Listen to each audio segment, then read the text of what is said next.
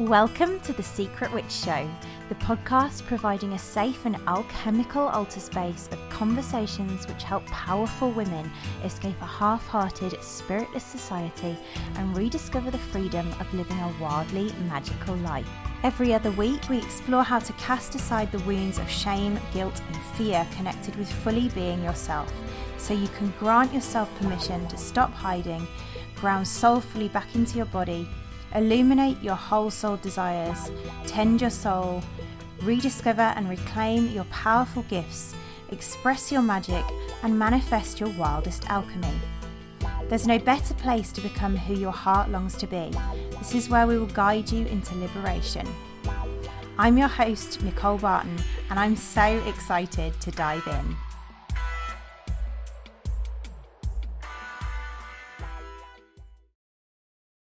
Welcome to today's show, Sensitive Souls. I have really been feeling the call to community recently, and especially given it's one of the 8 elements of our archetypal apothecary path, I'm always gathering in our Secret Witch community over on Facebook, communing with our women in there who are just such divinely beautiful, sensitive souls. If you are riveted by our show, I would love for you to feel welcome to join us in our group. We know that can feel like a big step for some of our women. So if that feels an edge and you feel like you're not quite sure you can yet interact, know that this is so common for our sensitive souls, and all of you is so welcome to even just come and join us and lurk in the corner and enjoy the content. If you would like to, search Secret Witch Society on Facebook and join us there. There's loads of like-minded soul sisters. On The Secret Witch Show today, our guest is Phyllis Curott. Phyllis is one of America's first public witches and a Wiccan priestess. She's an attorney whose groundbreaking cases secured the rights of witches, and she's the most widely published, internationally best-selling Wiccan author in the world. She's the creator of the Witch's Wisdom Tarot and the online course Awaken the Witch Within, and her book Spells for Living Well, a witch's guide to manifesting change, wellbeing and wonder. The recipient of numerous honours, Phyllis was inducted into the Martin Luther King Jr. Collegium of Clergy and is a Trustee and Program Chair of the Parliament of the World's Religions. Phyllis is a third-time guest to The Secret Witch Show, and in today's episode, we dive into all things divination. We explored what divination is and how it can help sensitive souls heal and connect to your soul purpose, exploring how everyone has a magic within and everyone is connected to the natural world, and how tarot can help you open to your gifts and fulfill your unique purpose. Let's dive in. Welcome, Phyllis. I was thinking when I was preparing for this episode, this is our 3rd episode together, and honestly, I am so delighted to have you back. It's always such a delight, as the work that you're doing in the world is just so important and so needed. And I love collaborating with you and can't wait to dive into divination today. So welcome back. It's an incredible pleasure to be back. I love talking with you. You're terrific at this, and it's always been so interesting. And thank you. So 3 is a magic number. Here we go. Yeah, absolutely. And I was thinking about this because usually I ask women to kind of share their story or their journey, but I know you've already kind of done that on the show. So I'm feeling like that there'll probably be elements of your journey that you want to draw on, but what I'd love to firstly hear a little bit about is your journey, particularly with divination and the natural world, and your kind of creation of the Witch's Wisdom Tarot. It feels like that's kind of a good place to begin, so perhaps we can start there and see where we end up. Terrific. Well, I mean, the fact is that in a million years, I'll make it 5 million years, there's no way that I would ever have thought that I would be sitting here talking to you as a public witch, talking about having created a tarot deck, let alone one titled The Witch's Wisdom Tarot Deck. I mean, it was impossible, but it was divination that was sort of the deciding factor in my becoming a witch. Without a tarot card reading, it would never have happened. And Wow. that was the story that I told. It was one of the many stories that I told of becoming a witch when I was a young, very rational lawyer in New York City.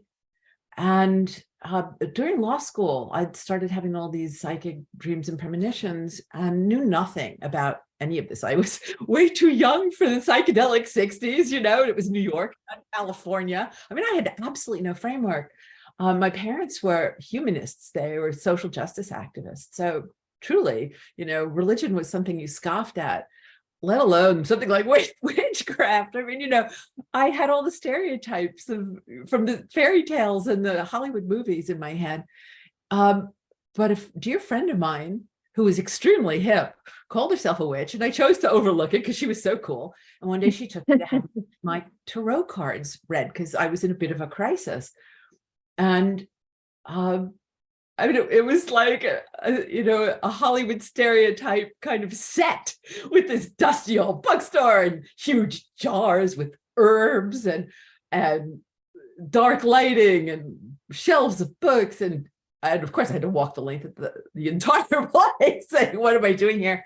To have my cards read at a little table at the back of the shop. And the woman who read my cards knew things that nobody knew. Nobody knew. It was astonishing, right? It was really amazing. And at the end of it, she invited me to come back and to participate in this circle that she was creating. And I politely said no. And we're going to cut that story now, which gets even more astonishing with an irrefutable sign that I was finally given that I belonged there.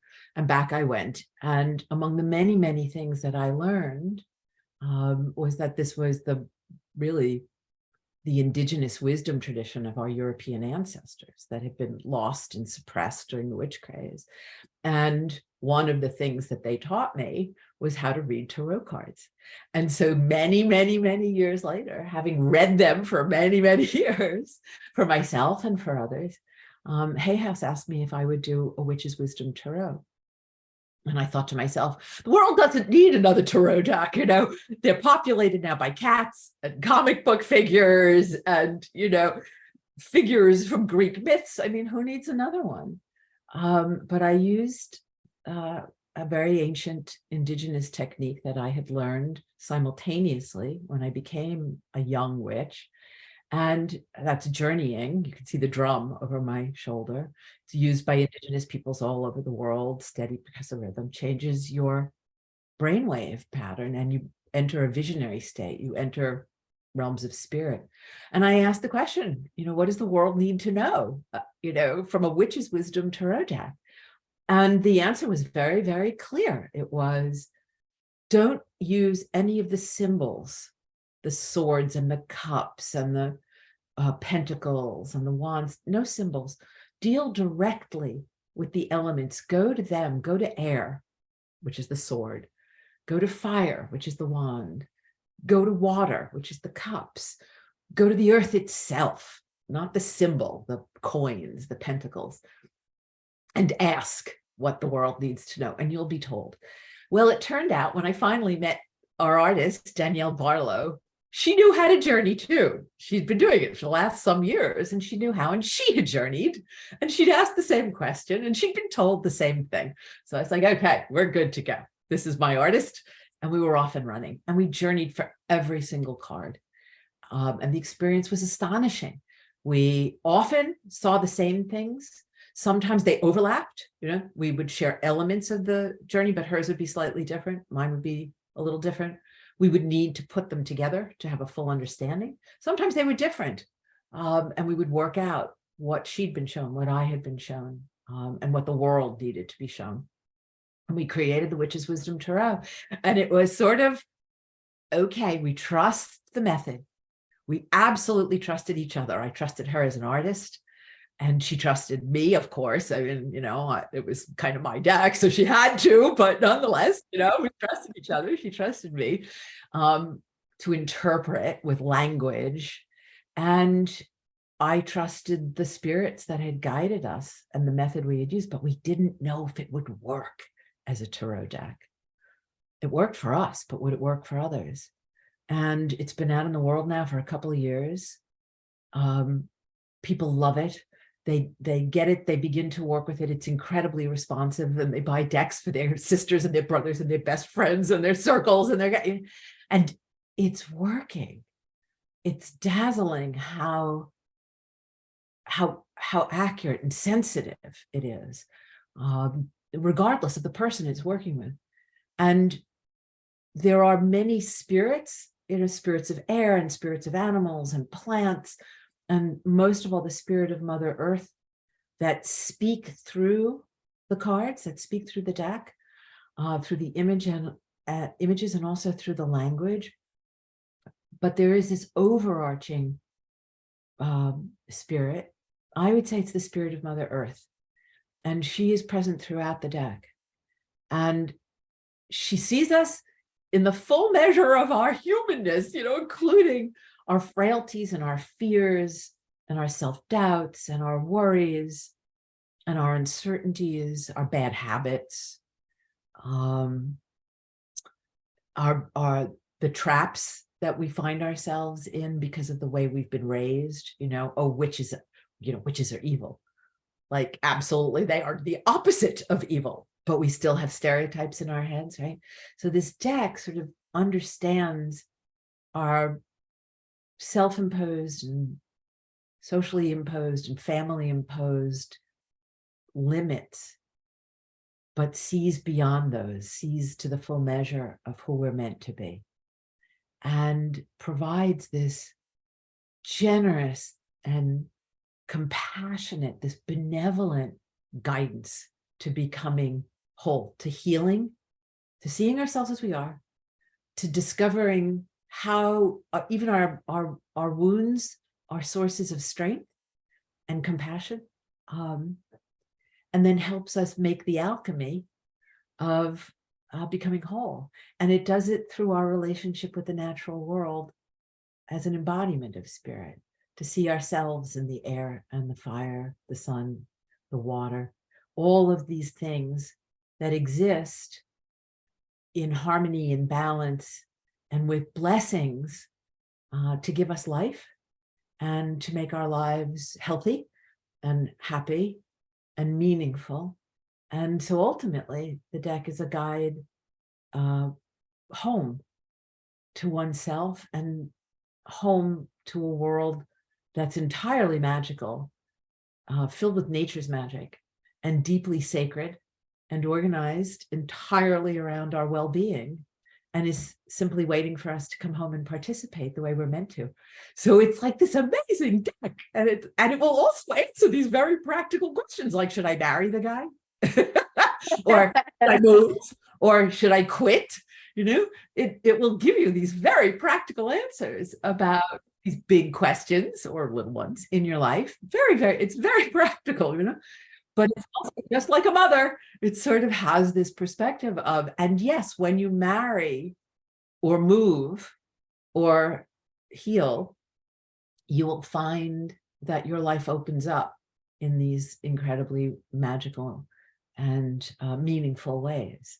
So it's always sort of giving you a perspective that's a little bit broader and a little bit more amazing than what you may have thought when you asked the simple question. And I love that. I love reading with it for people because it shifts perspective into. I love that.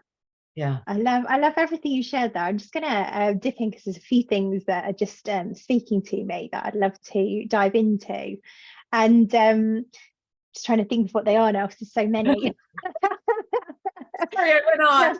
I just have so much love for the work that you do, and in many ways it has a lot of kind of synchronicities with the way that I see the world and the way that I see all these things. And I loved what you said. Firstly, I loved that this whole creation of the tarot was just so magically created in like full embodiment of you being your medicine, and like that piece around like being in the work of channeling the spirits of nature essentially to create the deck just like really speaks to my heart. And that's essentially the kind of work that we do in this path with secret witches and sensitive souls. to help them to, as you said, tune into healing their souls and reclaiming their sense of meaning in life. And I just loved the fact that the way that you created the deck. I think we always talk about, you know, when we're a healer, we need to have embodied our own kind of healing first for ourselves. And it feels like that's what you're describing there, is like you really had this deep sense of like nature, the spirits of nature channeling through you to create this deck. I would say that's really true. They channeled isn't a word that I use all the time, but it would be a perfectly accurate term. We were blessed to have them. My vocabulary is, you know, slightly different, but we mean the same thing, that they spoke to us, that by altering consciousness in this very ancient, very simple, very accessible way that I teach people now, your mind opens, your mode of the door of perception, as Aldous Huxley said, opens, and you are able to see the things that we're normally oblivious to, because we have to drive the car, you know, pick up the kid, get the groceries, go to work, and our survival depends upon a different mode of consciousness. But now our survival depends upon this more expanded sense of perception. And a tarot deck also can do that. It's slightly different, but it's the same thing. So the cards are kind of, I think of them, I mean, it may sound silly, but you can sort of think of them like a telephone, right? So you shuffle, right? So you're dialing and you're focusing on the question. What it is you need to know. I need to know how to heal. I need to know how to heal. And you're shuffling and there's a sense, okay, I'm ready. You know, someone's picked up on the other side, and you pick the card, and the card is, as we were talking, I was shuffling, and the card was, I'm holding it up for those of you who cannot see, it is the I'll describe it very briefly. It's a pack of beautiful wolves with gray and silver fur, and they're on the frozen tundra, and you can see the aurora borealis in the sky above them. And there are no landscape, no landmarks, nothing, no trees, nothing, just this flat, icy, infinite plain that they're walking across. Heads are down, it's cold, but they know where they're going. We would be lost, right? But they know where they're going because they're Arctic wolves. So who's speaking to us, right? The earth is speaking to us. She's speaking to you, to us, to me, to you, to the people who are listening right now. I said, what if, I was thinking, you know, as we were talking, you know, multitasking, what do people know? And the spirit of the earth in the form of wolves answered. Their spirits spoke. They spoke when we created that card, and they're speaking now.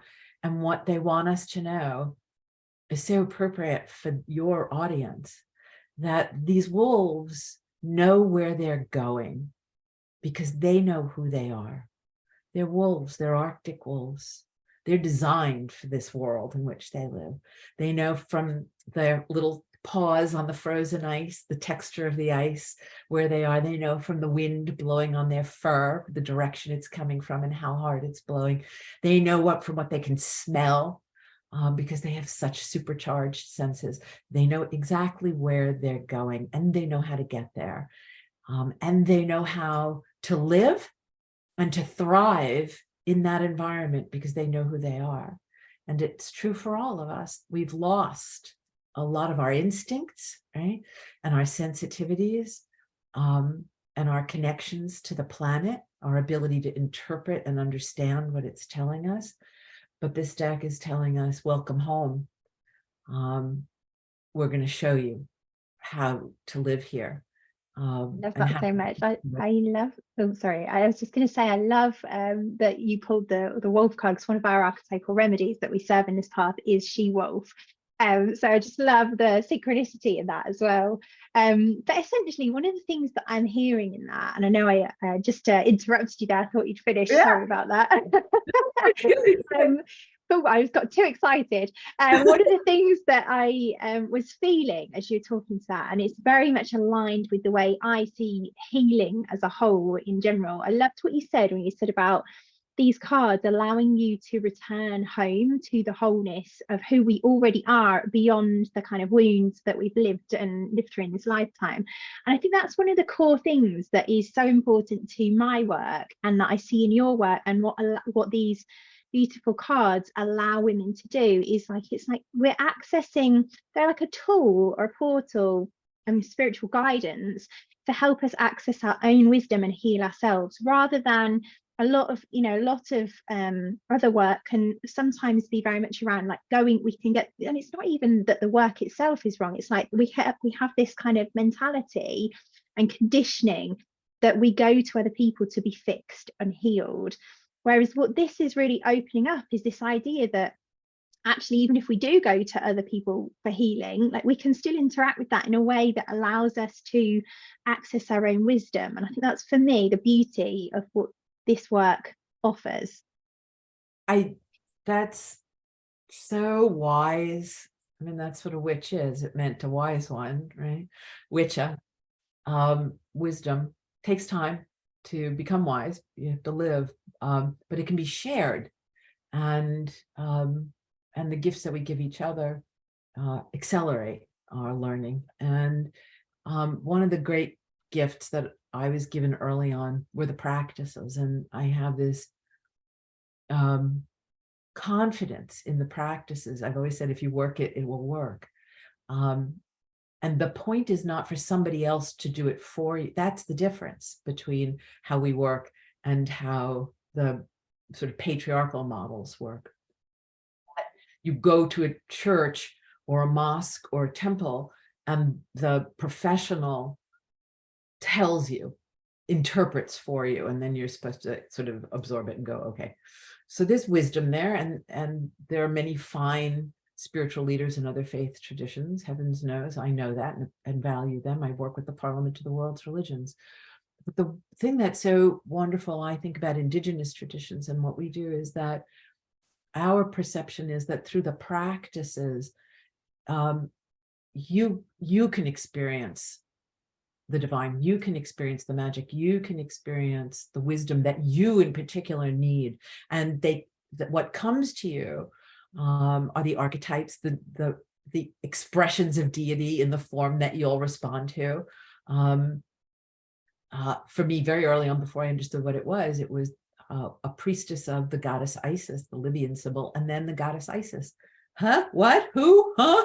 Yeah. And a lot of the Greek goddesses, those were the forms that I could relate to.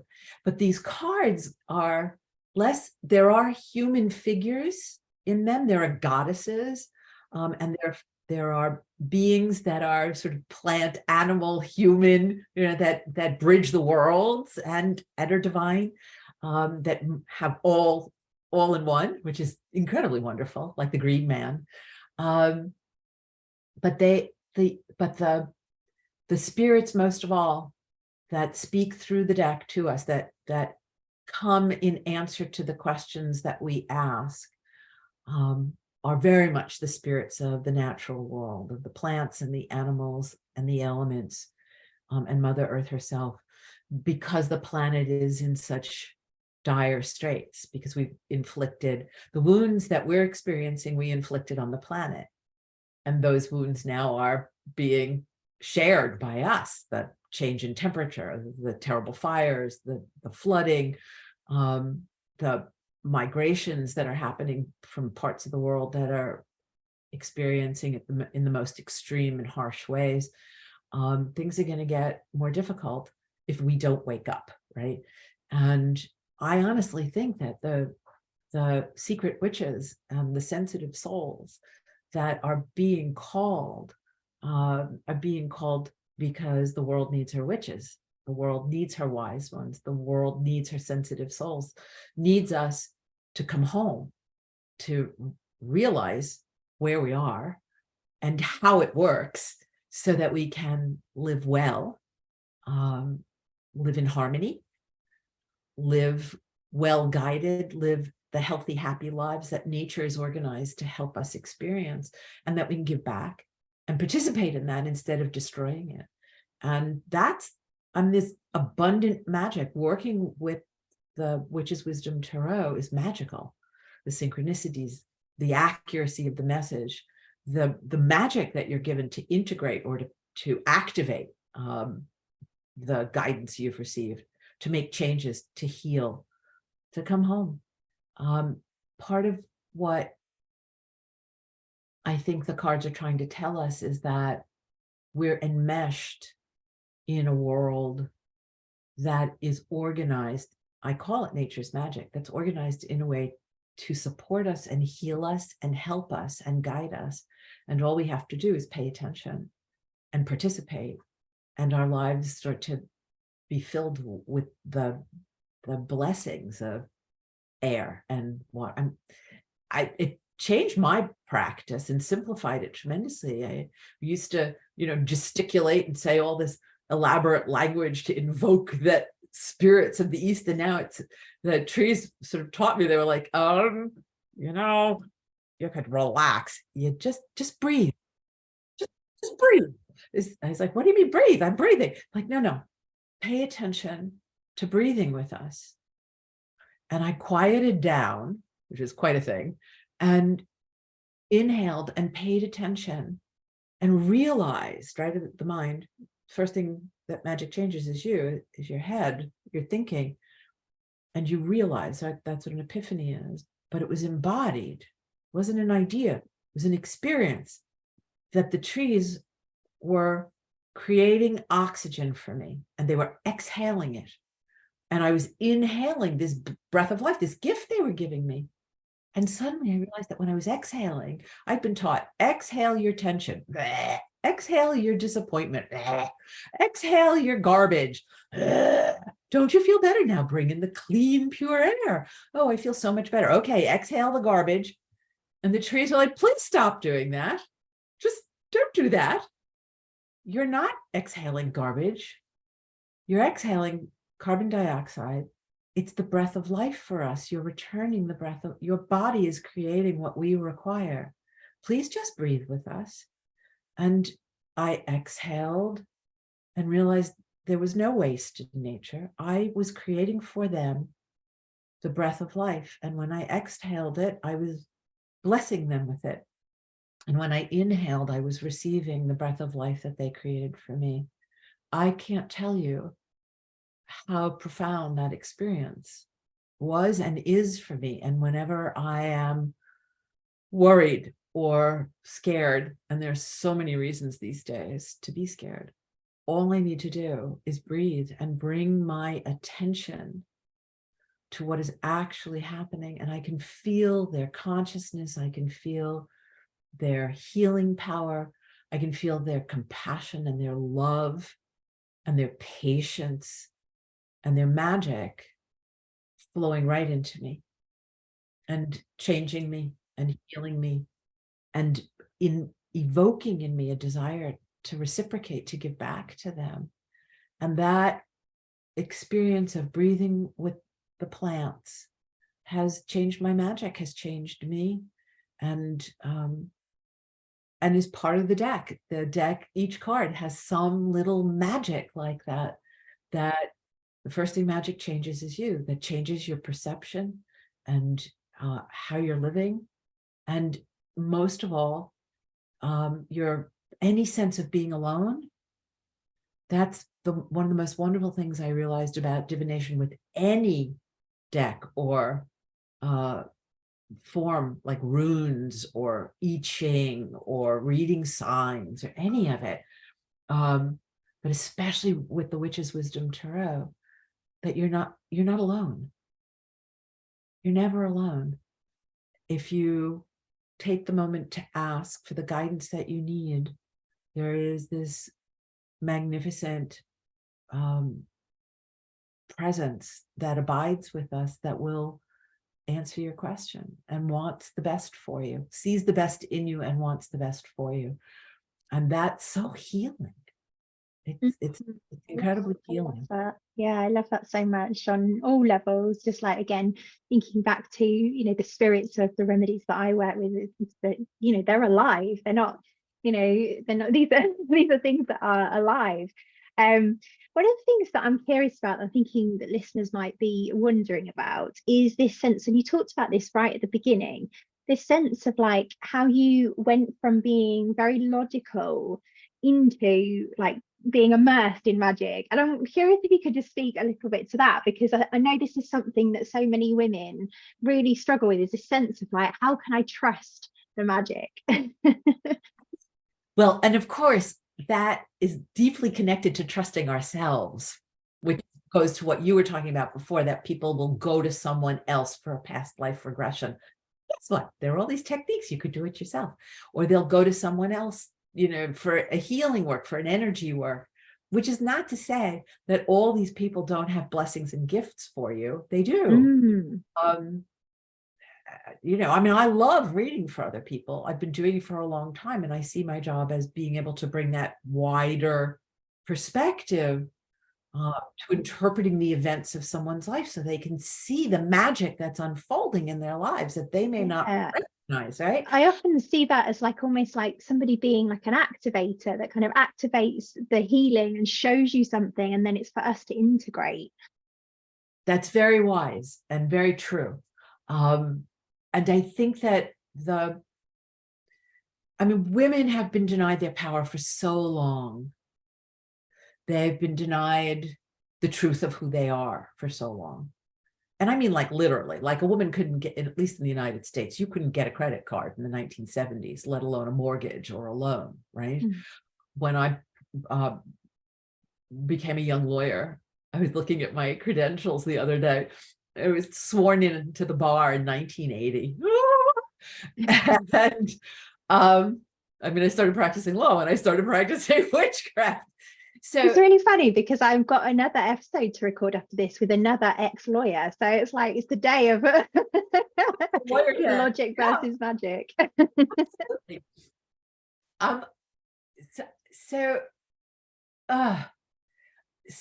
whole, the word to you, this is such a rich subject that we don't have time. So what I learned that I think would be perhaps of value to your wonderful listeners, to your community, to your tribe of sensitive souls and secret witches, is that there is a balance between the rational and the intuitive.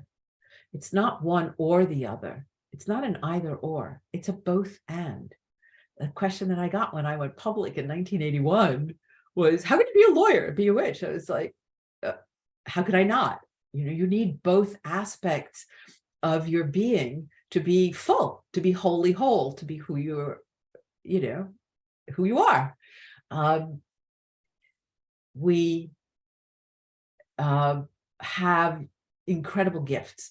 Some people are remarkably intuitive, right? Some people are really able, for example, they're incredible mediums. They're really gifted at that. It's just a capacity they have. Sometimes I'm profoundly intuitive when I'm working with somebody, and out of my mouth, it's not something I think, it just pops into my head and out it comes.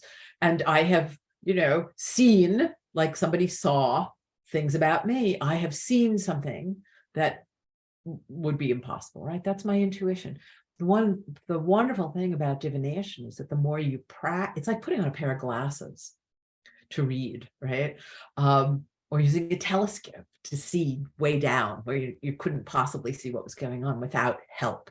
So divination is that help. It enables you to see the things that you ordinarily can't in that logical mindset that we mostly live in. But the more you practice divination, the more you work with a tarot deck, for example, the more intuitive you become. It cultivates your intuition. And that's an incredibly valuable gift to have. Women have it. We always talk about women's intuition. And I think it's because whether you've had a child or not, we're designed genetically and biologically to have children. And you can't raise a child without being incredibly intuitive, right? You need to know what's going on at all times. I'm dying. So we have this capacity. And men, interestingly enough, have a similar intuitive gift. It seems to be more around hunting. I've seen it again and again and again with the men in my lives. The intuitive, the instinct. I was going to say instinct, yeah. Yeah. Which is a little different than intuition. That's a conversation for another time. Episode 4, yeah. Right? The 9 of Earth is like so on about instinct and embodied wisdom, and we're so cut off from our bodies. So I think that you develop your confidence in your intuition by using practices that cultivate your intuition. And the more you use them and the more successful you become by using them, the more your intuition grows, the more confidence you'll have in it, the more confidence you'll have in yourself. And, you know, one thing is to verify. One reason that I took this path was because stuff just started happening spontaneously. They call it a shamanic break. I didn't know that at the time. And I started having all these dreams that came true, and like I'd know what someone was going to say, and then they would say it, or I would know the phone was going to ring and I knew it was my mother, you know, and there she was. Things start, you know, this mode of perception, this instinct and this intuition suddenly was working. And because it was accurate, I trusted it and I listened to it. So it's important to pay attention. One of the ways to do that is keep a diary. You know, don't assume you'll remember, because believe you me, I should have kept more of a diary. You know, so my life was so imbued with magic, and I assumed I'd remember because it was so astonishing, but you don't. You know, time goes by. So write it down. Also, there are patterns that emerge in the signs and the synchronicities and the things that you intuitively perceive. You're getting messages, you're getting cosmic breadcrumbs, and they're leading you on the path home to your whole self, to the healing that you need, to the magic that's yours, to the purpose of your life, the reason that you're here. And you don't always discern it, but if you write it down, you know, you'll start to recognize it. So yeah, practice, pick a practice. The library angel's terrific. You know, you just go over to your bookshelf, close your eyes, run your hand back and forth. You'll feel a tug, take the book down, let it open, and look and see what the message is. The more you work it, the more it works.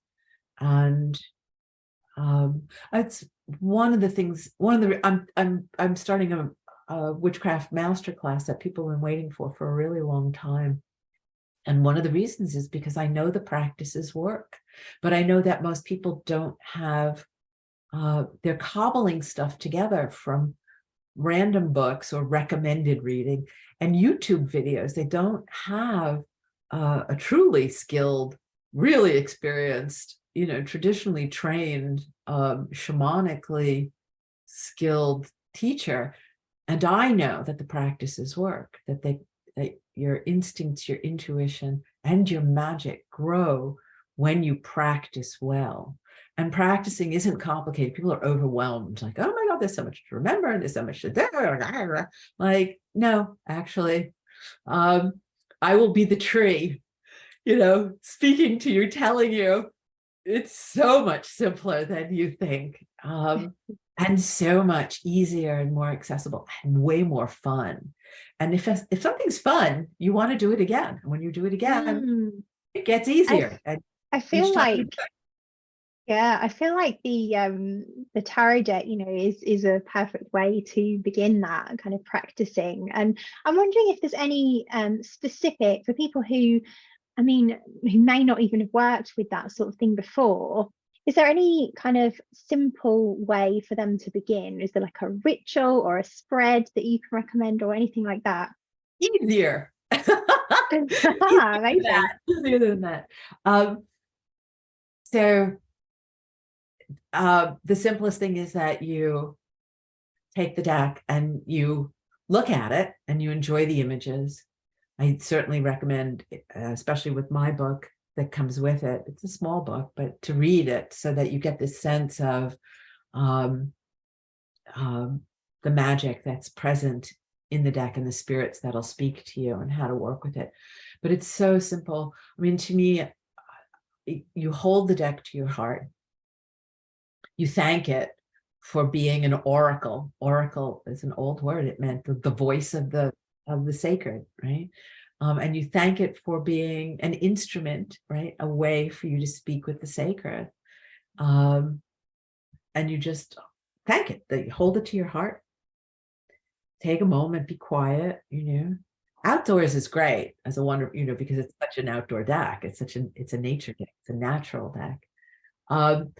Do not worry that the images are mostly of plants and animals. There are people and in the deck.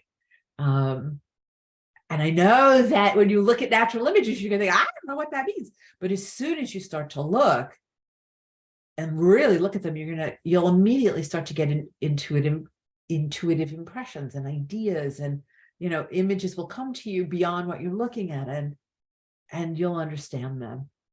Shuffle and just ask the question, what do I need to know? That's all. You could ask, what do I need to know about you, deck? Who are you to me? You could ask that question. Or just, what do I need to know? And you shuffle. And when you feel, okay, I'm ready, the deck is ready, you just pull a card from the top, the bottom, wherever your instinct, your intuition tells you, just you pull a card and you look at it and you allow yourself to really enjoy what you're looking at and study the images and look for the symbols and pay attention to what ideas, right, come into your head, and your intuitive sense of what it means, and then read. And there's a little magic that comes with every card. I didn't intend to, but I ended up writing these little tiny magics that are meant to either help you integrate or activate the teaching. And it's a written deck. It's very different in style. It's not just a string of words. Right? The first section is called Wisdom, and it is the journey of the card, and it's very mystical, and it will alter as you read it. It is a reading of magic, and you will feel yourself sort of entering the magic of the card. And then there's a very sensible counsel section, which is like your mother talking to you, or maybe not your mother, maybe your best friend. That would be better, right? Because some of us have with our mother. So it's like, it's like your best friend saying, okay, that's all very well and good, but now let's be practical. This is what it actually means, which is incredibly helpful. It's a different voice. And then there's this little magic that you can do. And the magics are simple and very potent, and they're empowering, and they can show you how much nature's magic is your magic. And the first thing magic changes is you. All easy. And one a day is a lot, or as needed, right? Use as needed. So the question arises, oh dear, I need to understand about what's happening in this relationship with a friend that's going south. What is happening here? Shuffle, shuffle, shuffle. A single card. You could pull 3 cards: the past, the present, the future. I mean, this is the wonderful thing about Tarot, and there are so many people using it now in all these very creative ways, that are simple and easy. What the first card, who are the spirits? What is the deity? What is the divine, the nature of the divine energy that's working with me? Would be a wonderful first question. Second question, who is guiding me? Who are my allies, for example? So whatever the question is, the answer will be given. I mean, that's the wonderful thing. And the cards are always right. The mistakes arise with us, that we make a mistake in the interpretation. But you work with the book, and the book will tell you exactly. One of the Sorry, one of the questions that just came to mind as you were speaking there was like, you know, in kind of the traditional tarot, people often have this sense of like fear over certain cards. And I'm just wondering if you can speak to that a little bit, because I have a sense that you'll have some wisdom there that would be really powerful for women who may be like, oh God, this is deep fear in me about messing with this stuff.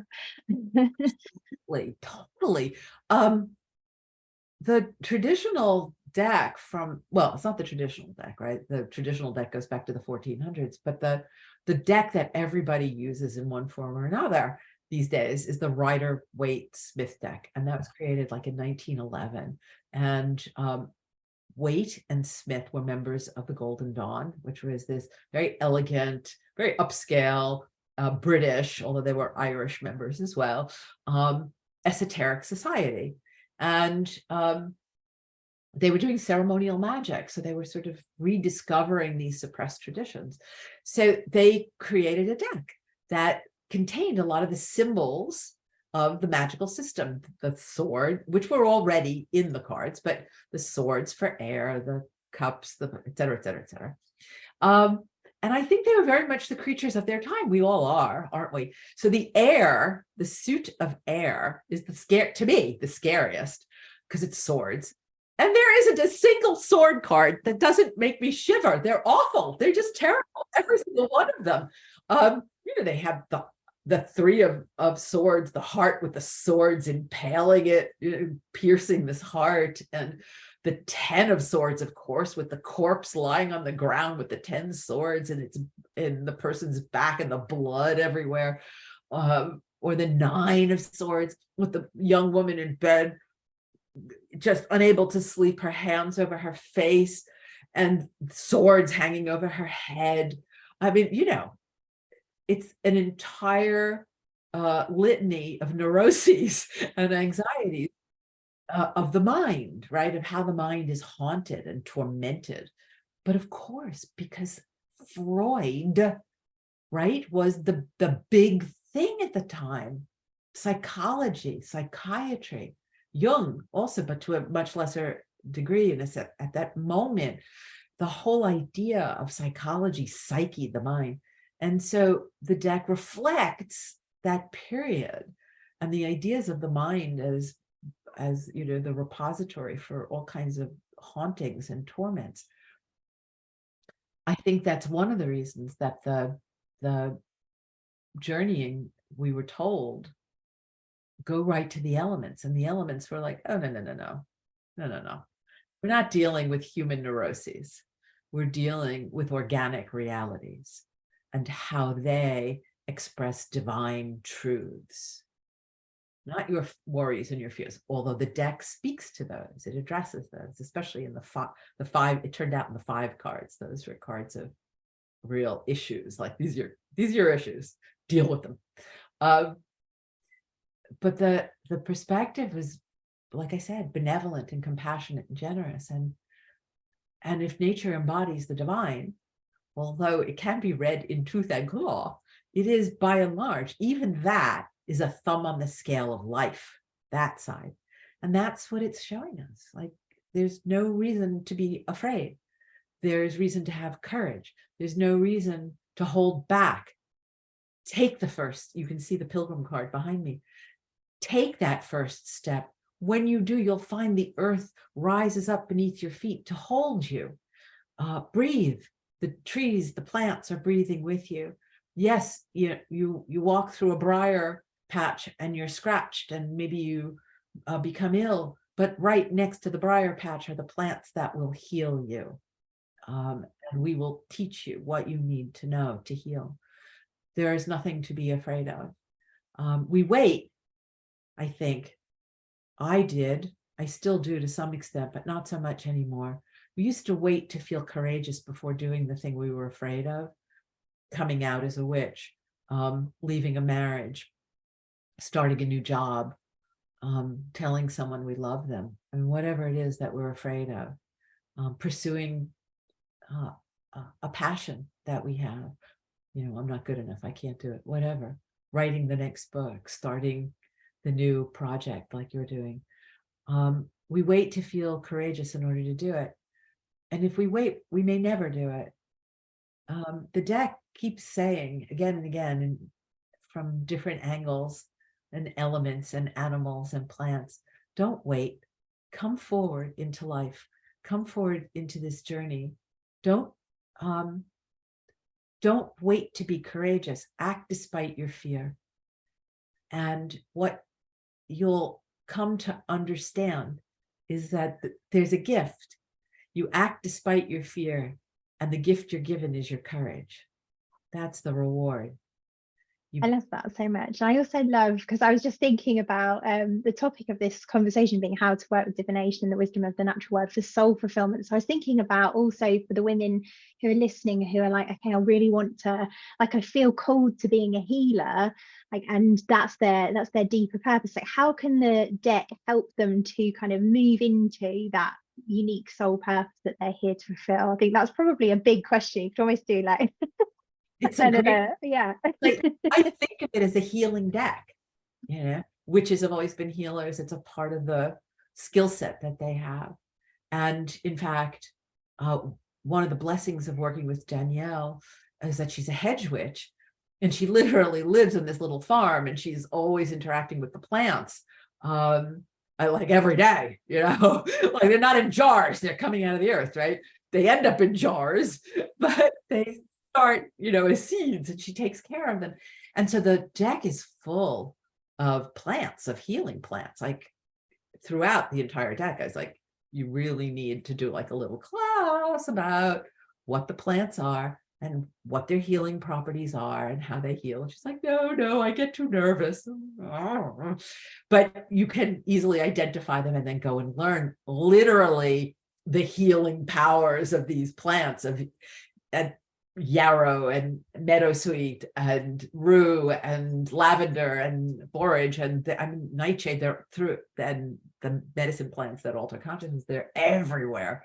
The Ace of Earth is a medicine bag filled with healing plants.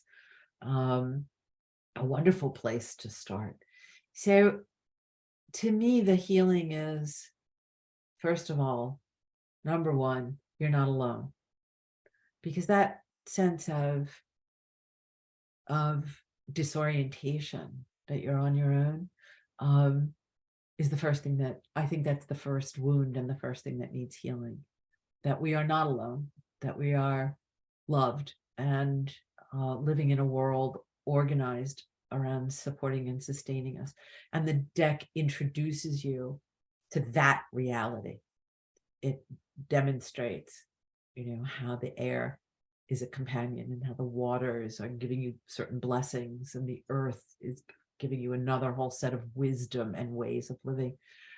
And each pull, each card, each question answered provides the first healing of our isolation. And then, having established relationship, starts to guide us in how to cultivate that relationship with ourselves as a witch, as a wise one, and with the planet as an embodiment of the divine, with nature in the full measure of its magic. And it guides us home. No devils, no figures rising out of the grave, no hierophants, scolding us. None of that stuff. None of that. Challenges, but all of it, it's a revelation of blessings and an offering of them, and the kind of guidance that can help us discover what we need to heal. We each have our issues, right? Some people are too emotional, so air is there to show you how to introduce thinking in order to balance feeling. And some of us have short tempers, and earth is there to show us how to ground our energy in more positive and creative ways. There's an alchemy that's offered by the cards to achieve connection and relationship and balance and harmony in ourselves and how we live and how we engage with others. And yeah, I mean, you gotta, at some point, you gotta use it, and you'll see. If you work it, it'll work. It's a healing deck. And it's alive, and it's very engaged and very sensitive.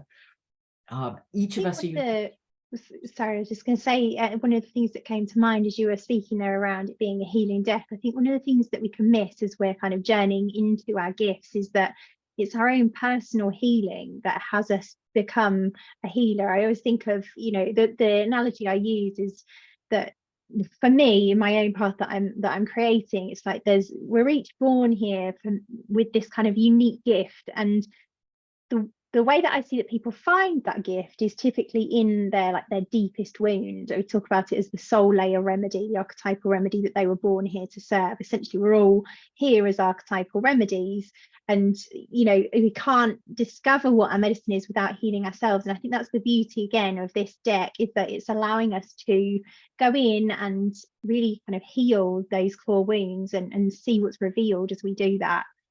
I think that's wise. You see with a lot of clarity. I think that's really true. The Jungians call it the gold in the dark, that in your shadow, in your fear, in the limitations or your defenses, in fact, all of those things were created to protect you, to help you. They come out of childhood issues, crises in the family. And when children are wide open, they're vulnerable, and their psyche creates these dynamics to protect them, but they end up being prisons as we grow older. But if you look at them as the shields or the swords or the ways that a child created to protect themselves, you start to recognize that you have skills. And when you recognize that you have skills, you get to choose how and when you use them. So the goal, there's gold in the darkness of the wound, that you developed a capacity and a talent or a skill. I'm the best. I'll use myself as an illustration. My demon is one of self-doubt. I've had it since I was a little girl, a lack of confidence. And people would look at me and go, that's ridiculous. I mean, you're standing on a global stage saying you're a witch. How do you lack? Well, fake it till you make it was one of my strategies, right? And the other was I had a very high standard, and I worked super, super, super, super extra hard to get there, right? So if I look at my self-doubt, I can see these gifts that it actually gave me. And I know, like fear, right? That if you act despite your fear, you're given courage. If you act despite your self-doubt, holding yourself to a very high standard, you create really beautiful writing. You create really powerful, useful tarot decks. Your standard is very high and the quality of your work is terrific. Then you can look at that and go, wow, look what you did. Look what you did. You should have confidence in yourself. So you reach a place, I reached a place where I earned my own self-respect. My healing went forward, right? I'm always engaged, that demon is always with me. It's part of me, but now it's sort of it's like my friend, become a teacher. It's like, oh, right. All that good stuff came out of something that wasn't good. The healing, I can feel the effect of the healing and the freedom and the creative juices and the flow of the sacred and the magic that manifests now. I'm liberated and I'm able to work with the positive gifts that I got. I think that's the way for, I think that's a deep truth for all of us. And each of us is unique. Our paths are unique. I think we're all traveling in the same sacred landscape. I think the world we live in is entirely sacred and magical, not without its dangers and its issues. But those are also the things, right, that make us strong and wise and compassionate, right? It's the gold. And I think the one wonderful thing about the practices is they are universal, but you have to use them because they will show your truth, your wound, your healing, your wisdom, your way forward. The thing that gives you such joy in the doing, that makes your life healthy and happy, and that turns out to be an offering. This is nature's magic. That you know inside of you, deep inside of you, how to live in a way that makes you healthy and happy because you're doing the thing that gives you joy. And when you do it, not only are you healthy and happy, but it turns out you're making the world a better place for your having been here. It's your offering. It's your blessing. Those are my words, but it's the idea that you just presented. That's the magic. That's nature's magic. That's the way nature's actually organized, that all living things, when taking good care of themselves, are simultaneously making the world better for all living things. That's how nature has organized herself. We're the only ones not living that way. And that's why the world needs her witches, because we're the ones remembering. We're the ones listening when she calls to us. We're the ones seeking and finding the paths of healing in ourselves so that we can help to heal the world. And also, it was just as you were sharing that around the healing of the inner child, it's like nature is what helped, the spirits of nature what help us do that. I was thinking about my own journey and how working with archetypal rose has been very much like it's that kind of going from like tighten a bird where your inner child's feeling really wounded into like being open and being able to kind of work with nature and this magic that we're talking about, and open to our gifts as well. So I think it's just another great example of how nature is medicine. That's a perfect example, because nature is literally embodying the divine. It's literally revealing the sacred to us. And so a rose will show you yourself, and you're drawn to it. You're drawn to it for a reason. It's calling you. It's got a teaching for you. It will teach you. It will show you what you need to know about yourself. And it also shows us how natural we are, right? Because we're so unnatural. But through that relationship, it's like, oh, that's me. I am that. Oh, it's such a good way to live. It's a good way to live. Yeah, it feels like that's the beauty of the cards, is there's so many. In essence, I see your cards as like this beautiful like medicine trove of like all of nature's medicine, and that just feels beautiful. I love that description. Thank you. It's I'm going to have when this is ready, I'm going to send the link to Danielle. She's going to absolutely, I think, love hearing it. She brought so much of that wisdom to the incredibly beautiful imagery, beyond what we were shown in the journeys. She then added these layers of embodiment in the natural world of wisdom and blessings and healings, and especially those healing plants throughout. It's true. It's true. And because it's a tarot deck, it's working on these multiple levels simultaneously. That's this wonderful thing, right? You start to really experience that nature isn't a collection of objects. It's an expression. It's an embodiment of divine energy. And that, the first thing magic changes is you. Your perception changes, and then from that flows all this appreciation and gratitude and love and relationship. It's it's a healthy way to live. It's a healthy way to live. And it's been proven because I'm hyper rational, to go back to our intuitive intellectual. it turns out that being in nature is one of the best things that human beings can do. Our cortisol levels drop, our stress levels drop, our heart rate slows.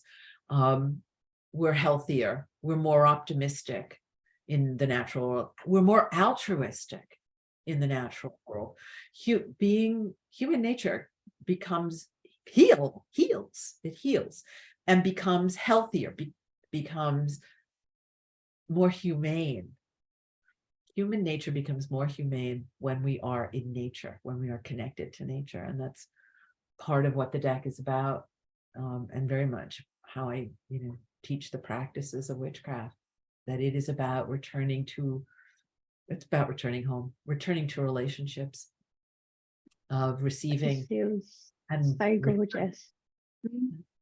This feels so gorgeous, and it feels like we're a really, really great place to complete on the returning home. Like that just feels so perfect. I would love to have you share where people can find out about you. We'll put it all in the show notes as well. But if there's anything that you're working on that you'd love to share, I'm sure I'd love to hear about it before we complete. I will. And oh goodness, how interesting. So, and I just pulled a card, which was the 8 of Fire. Well, perfect. Yesterday, it is this tribe of monkeys. All different kinds of monkeys do this, and they gather to greet the sun. So I kind of feel like that's our work, is to gather and greet in all of its magnificence, all of the blessings, the magic of nature that's being offered to us, and to rejoice in it.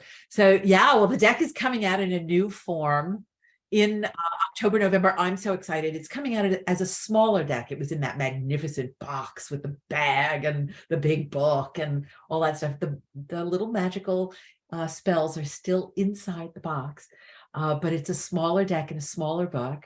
No bag, but a smaller price point too, which is wonderful because more people can now get it and give it as gifts. So I'm really psyched that's going to happen in October and November. I'm doing a ton of teaching. I've started this witchcraft masterclass, which I am just incredibly excited about. It's 12 weeks. It's spread over a longer period because of holidays. And it filled up in less than 24 hours. But I'm taking names on a waiting list for the next round. And I'm just incredibly excited to be doing it. It's a class that I gave for 20 years in person, but I've been working online because of the pandemic for the last few years, and I've discovered how potent the magic can actually be, even if you're not physically in the same room with people. And so I'm like, okay, let's just do this. People have been asking and I'm doing it. And I'm going to be doing a big class in the spring for the Shift Network on Wicca, witchcraft as a shamanic path, which is the way I practice it. So I'm writing a new book. I'm about nature magic. I am working as hard as I possibly can, as fast as I possibly can, because the world needs her witches, and witches need skills, and they need to, to have something better than cobbling a bit from, a book by someone who knows as much as they do and a couple of YouTube videos. They need good grounding and good practice. And I have a responsibility, but I also get this enormous joy in doing it. It's the thing that makes me feel healthy and happy, and I hope makes the world a better place. So yeah, all that. More. That's so gorgeous. I love everything you just said. Where can people find out about all of that? My website. So it's www, of course, my name, phylliscurott.com. And if they go, actually, I have a gift for them, which is a really gorgeous, you just sign up and you'll get this lovely little step-by-step guide to how to cast a spell, which takes all the crazy excess, all those things of, I'm going to do it wrong. And what if I do it wrong? And what if I hurt myself or someone else? No. You don't have to worry about any of that. You're working with the sacred, and it's the energy you're working with. Bless you. So they'll get that guide, and I'll probably have some other wonderful things up there. Like I'm thinking of putting up the dark moon spell. I periodically put up these wonderful things that people can do that are easy and simple and really powerful, and will help them act despite their fear and discover on the other side is all the magic in the world just waiting for them. Beautiful. That's So gorgeous. Thank you so much, Phyllis. It's been such, as ever, a rich and juicy conversation, and I can't wait for people to listen. So yeah, thank you. Oh, it was a joy. It's always a joy talking with you. And may your work be blessed and prosper and spread far and wide, because it's brilliant, creative, smart, magical work, genuinely real magical work, work that will empower people and help them heal and help them discover who they are and why they're here. And that's such a blessing. So may it return to you manyfold. Oh, thank you so much. That means so much. And yeah, feeling emotional now. So thank you, Phyllis.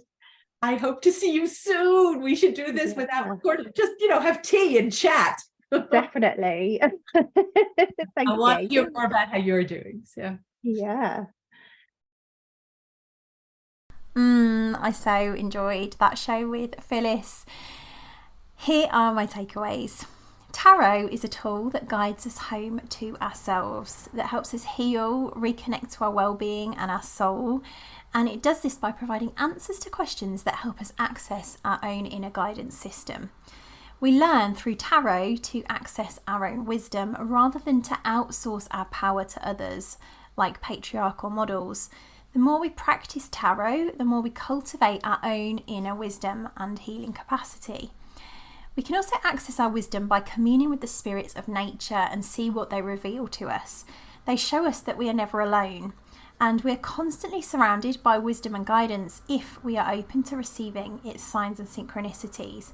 Nature's magic is organised in a way to support us and heal us and help us and guide us, and all we have to do is pay attention and participate. We can sometimes feel that there's a fight between logic and magic when we come to heal ourselves magically. And the truth is, there's a way that we can embrace both. It's not an either or. We each have unique soul gifts, and the route to finding them is through healing ourselves first, because it's in our wounds that our gifts are found. If you'd like to get the show notes and links for everything we've chatted about in this episode, head to www.secretwitch.co.uk. If you know a secret witch who would love this episode, please share with them to help them liberate themselves. And so you don't miss out on next week's episode, head to your podcast app of choice and hit subscribe. Thank you so much for listening. I'll see you next time.